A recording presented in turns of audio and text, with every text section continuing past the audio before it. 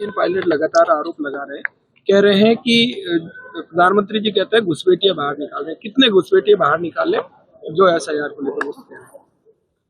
देखिए, मुझे लगता है कि जो राजनीतिक दल हैं बीजेपी के इतर, क्योंकि भारतीय जनता पार्टी संगठन और विचार की पार्टी है और नैतिकता के आधार पर राजनीति करती है।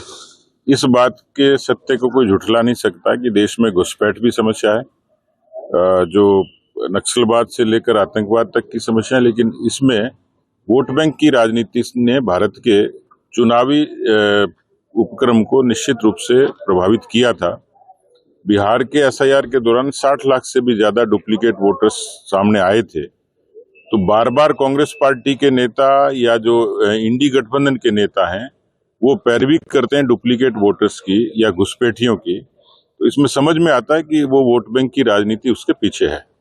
चुनाव आयोग ने हिम्मत का काम किया, साहस का काम किया और देश में एक चुनाव पद्धति में वोटर मतदाता सूची में शुद्धता बनी रहे, नैतिकता बनी रहे, तो एक इस तरीके की पहल थी, उसका स्वागत करना चाहिए बजाय विरोध के। सर, राजस्थान में प्रदेश कार्यकारिणी का गठन हुआ, लेकिन जोधपुर से एक भी व्यक्ति का चयन नहीं हुआ। क्या जोधपुर इतना देखिए, बहुत ये बात भारतीय जनता पार्टी पर तो लागू इसलिए नहीं होती कि हम लोग बूथ से लेकर राष्ट्रीय स्तर तक कहीं न कहीं कार्यकर्ता का इन्वॉल्वमेंट जरूर रखते हैं सरकार में और संगठन में।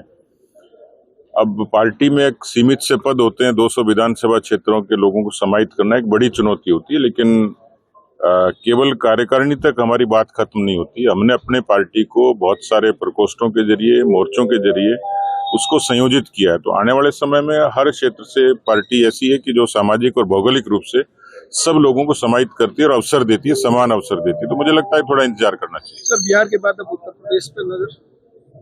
बिल्कुल, बिहार से रास्ता बंगाल की तरफ जाता है, तो एक आने वाला अवसर तो बंगाल का है। जहां तक उत्तर प्रदेश का प्रश्न है, उत्तर प्रदेश में शासन और राशन दो ऐसे मुद्दे जिस पर उत्तर प्रदेश की जनता योगी जी के नेतृत्व पर भरोसा करती है, मोदी के नेतृत्व पर भरोसा करती है। शीतकालीन सत्र शुरू हो रहा है जी। आज सर्वदलीय की बैठक भी है। कांग्रेस ये कह रही है कि हम जो भी मुद्दे रखते हैं वो रखने नहीं देते, आज हम वो चीजों को उठाएंगे। जनता की अदालत सबसे बड़ी अदालत है और जो पार्टियों के विचारकार, उनकी ताकत का फैसला जमीन पर होता है। बिहार से पहले सर को लेकर, बहुत सारी चीजों को लेकर कांग्रेस के लोगों ने, विपक्षियों ने खूब उछल कूद करी थी, लेकिन नतीजा सबके सामने कि बिहार में भारतीय जनता पार्टी और एनडीए गठबंधन जीता। तो शीतकालीन सत्र में भी उनको अवसर मिलता है, फ्लोर पे करें, फ्लोर के बाहर करें, लेकिन मुद्दों के आधार पर बात करें। लेकिन मुझे लगता है कि विपक्ष जो है भ्रमित है, गुमराह है, उनके पास न नेता है न मुद्दे हैं। सर, गहलोत साहब लगातार आरोप लगा रहे हैं कि कांग्रेस भाजपा सरकार 2 साल में कोई काम कर नहीं पाई और जो मेरे कार्य थे वो सारे बंद कर दिए। गहलोत साहब को टाइम पास करना है तो आरोप लगा के ही करेंगे।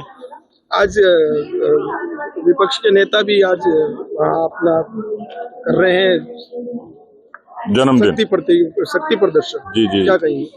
अच्छा है, जन्मदिन नेता को मनाना चाहिए, सामाजिक सरोकार के काम करना चाहिए।